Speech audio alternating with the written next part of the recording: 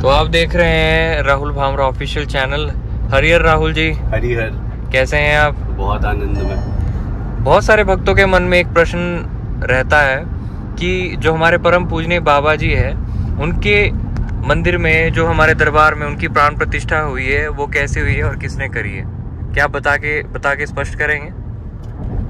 हाँ, कई लोगों के मन में ये क्वेश्चन है कि जब वेदों में पंचदेव उपासना है, सिर्फ 5 देवी देवताओं के मंत्र हैं जिससे प्रतिष्ठा होती है, तो बाबा जी की मूर्ति की प्रतिष्ठा कैसे हो सकती है? तो प्राण प्रतिष्ठा का मतलब क्या होता है कि किसी मूर्ति में प्राणों का वास करना, और प्राण प्रतिष्ठा वेदों में कहीं पे भी नहीं थी, इसीलिए वेदों में मूर्ति पूजा का कोई विधान है ही नहीं। ये तो शिव तंत्र का मार्ग था, जहां पर मंदिरों में सिद्ध तांत्रिकों के द्वारा मूर्तियों में प्राण प्रतिष्ठा की जाती थी, और वे तांत्रिक दृष्टा होते थे, उनके पास दिव्य दृष्टि होती थी जिससे वो सूक्ष्म जगत देख सकते थे, और वो जानते थे कि जिस मूर्ति में हम लोग प्रतिष्ठा कर रहे हैं उसमें कौन सी शक्ति का वास है। जैसे कि हमारे शक्तिपीठ हैं, नैना देवी है, ज्वाला जी है, माँ वैष्णो देवी है, या माँ कामाख्या है।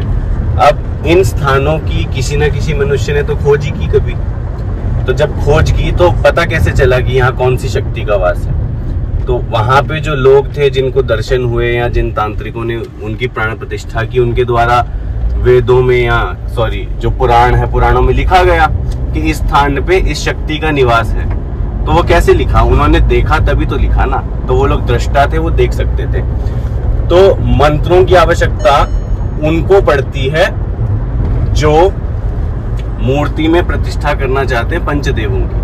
पर बाबा जैसे पूर्ण गुरु, वो किसी मंत्र के अधीन है ही नहीं, तो आप मंत्र से प्राण प्रतिष्ठा उनकी कर कैसे सकते हो? तो पूर्ण गुरु जो होता है वो तो आपकी प्रेम पुकार से ही आकर निवास करने लग जाता है, चाहे आपका हृदय हो, चाहे आपकी मूर्ति क्यों ना हो। और बाबा तो स्वयं पूर्ण गुरु हैं, तो एक पूर्ण गुरु की प्राण प्रतिष्ठा कभी भी वैदिक मंत्रों से की ही नहीं जा सकती। ये बहुत ही मूर्खता वाली बात है यदि कोई कहता है। तो बाबा जो हैं वो पूज्य गुरुदेव के द्वारा उस मूर्ति में निवास कर रहे हैं। क्यों? क्योंकि बाबा ने स्वयं गुरुदेव को ये वचन दिया था कि आज से मैं इस करौली गांव में ही रहूंगा, और यहीं रहकर अपना तप किया करूंगा, और तुम्हारी सहायता करूंगा, और जितने भी भक्त यहाँ आएंगे उन सबके कष्ट और दुखों का मैं नष्टीकरण किया करूंगा। तो बाबा स्वयं से ही सिद्ध होकर इस स्थान पर बैठे हैं, उनकी प्राण प्रतिष्ठा करने की किसकी औकात हो सकती है? और भक्तों के मन में ये प्रश्न भी रहता है कि बाबा जी की जैसे सुबह शाम पूजा होती है, ऐसे ही देवताओं की पूजा भी होती है। पूर्ण गुरु का दर्जा देवी देवताओं से ऊपर है। कबीर साहब ने कहा, इस देही को सिमरे देव, कि इस मनुष्य शरीर के लिए तो देवी देवता भी तरसते, और बाबा जैसे पूर्ण गुरु जिनके आगे सभी देवी देवता नतमस्तक रहते हैं। क्यों? गुरु नानक साहब की आरती पढ़ो, वो कहते हैं, किन्नर गंधर्व गान करे, गण यक्ष अपक्ष नृत्य दिखावे। कि पूर्ण गुरु के आगे तो यक्ष किन्नर गंधर्व नृत्य करते हैं, देवी देवता उनके आगे प्रणाम करते हैं, झुकते हैं। तो बाबा जैसे पूर्ण गुरु जो स्वयं परमात्मा हो चुके हैं, तो उनकी पूजा विधिवत होती है। तो इसमें समस्या क्या है? गुरु अर्जुन देव लिखते हैं, हर का सेवक सो हर जेहा, भेद न जानो मानस देहा। कि हरि का जो सेवक है, हरि का जो भक्त है, वो स्वयं हरि के समान है। उसमें मनुष्य शरीर धारण करके अगर वो आया है, तो ये ना समझ लेना कि वो कोई आम मनुष्य है, तो उससे कभी परमात्मा को नहीं जान सकते। इसीलिए गुरुवाणी कहती, गुरु परमेश्वर एको जान, कि गुरु और परमेश्वर दोनों में अंतर नहीं करना चाहिए कभी भी, क्योंकि दोनों एक ही हैं। तो अगर बाबा हैं, वो पूर्ण गुरु है, तो साक्षात परमात्मा है, और परमात्मा की पूजा तो देवी देवताओं से भी ज्यादा भव्य होनी चाहिए। तो इसमें आपत्ति क्या है? और लोगों के मन में ये प्रश्न भी रहता है कि बहुत सारे लोग प्राण प्रतिष्ठा को लेकर परेशानी में रहते हैं। जैसे लोगों का कहना ये है कि जब भी गुरुदेव के सामने कोई लड्डू गोपाल की मूर्ति लेकर आते, तो गुरुदेव उसे प्रवाहित करने को कहते हैं। लोगों का मन में होता है कि उस मूर्ति की दोबारा से पूजा करनी चाहिए, नहीं करनी चाहिए प्राण प्रतिष्ठा करके। देखो, लड्डू गोपाल जी की पूजा, पहली बात तो शास्त्रों में भगवान श्री कृष्ण की जो शास्त्रोक्त स्वरूप है, वो स्वरूप है जो महाभारत में भगवान श्री कृष्ण ने दिखाया था अर्जुन को। पूजा करनी चाहिए तो उसी की करनी चाहिए, क्योंकि वो साक्षात नारायण का स्वरूप है। दूसरी बात, अगर आप लड्डू गोपाल जी की पूजा करते हैं, उसकी विधिवत प्राण प्रतिष्ठा कराते हैं, तो उसमें दरबार को कोई आपत्ति नहीं है।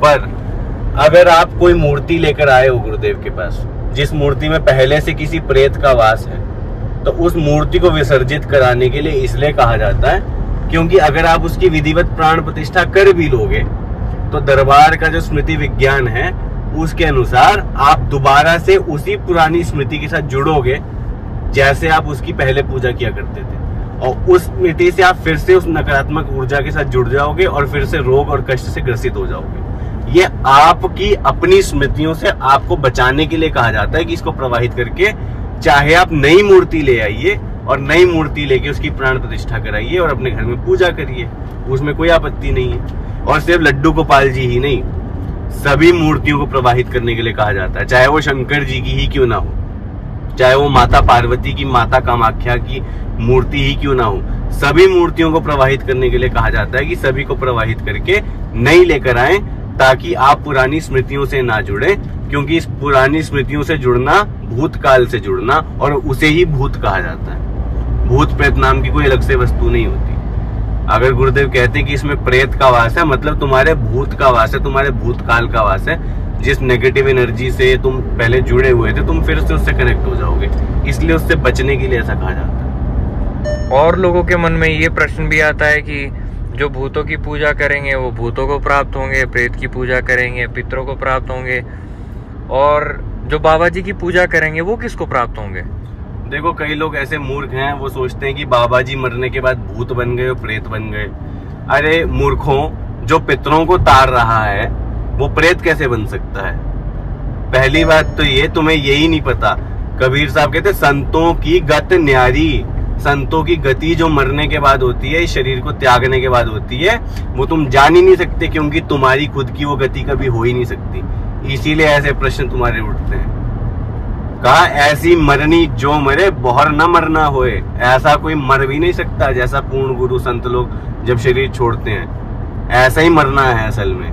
हाँ, जीवा नाम त्याइए, जीवत मरिए भवजल तरिए, जीते जी मर के भवजल जो पार कर ले वो पूर्ण गुरु होता है। बाबा भी उन्हीं में से एक है। बाबा ने जीवित समाधि ली, तो जो समाधिस्थ होता है वो पूर्णता को प्राप्त होता है, और उसकी पूजा यानी सीधा हरि की पूजा, उसमें और हरि में कोई भेद नहीं होता।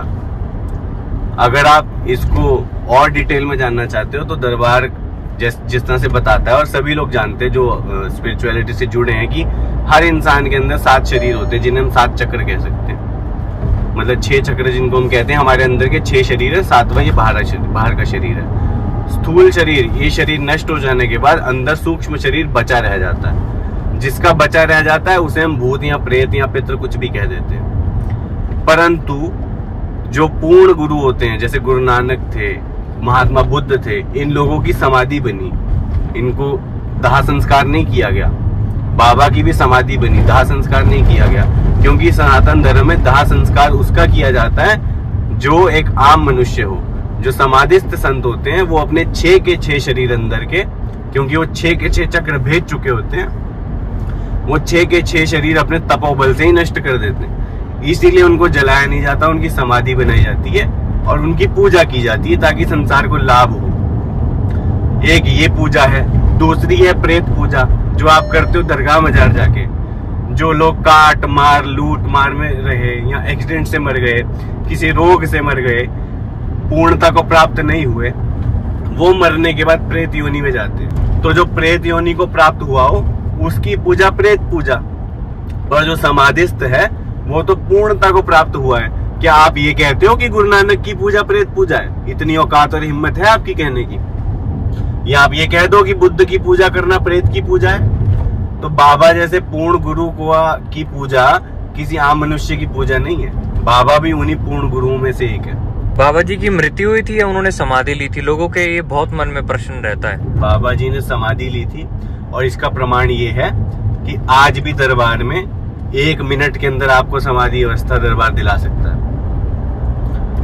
कबीर साहब ने कहा, कबीर रे मन मान्या जो हर जान्या, जब तक उसको जान ना लो तब तक मन मानता नहीं। इसीलिए ये जानने का विषय, आप दरबार आइए, कुंडलिनी साधना हो, ध्यान साधना हो, दरबार आपका ध्यान लगाता है।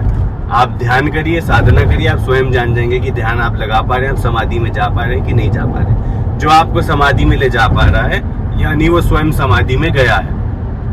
अगर मुझे दिल्ली जाना हो और आप कहें कि मैं आपको दिल्ली ले चलूंगा, जब तक आप पहुंचा ना दो मैं आपका विश्वास नहीं कर सकता। और आप पहुंचाओगे तभी जब आप वहां जाकर आ चुके हो या आपको रास्ता पता हो।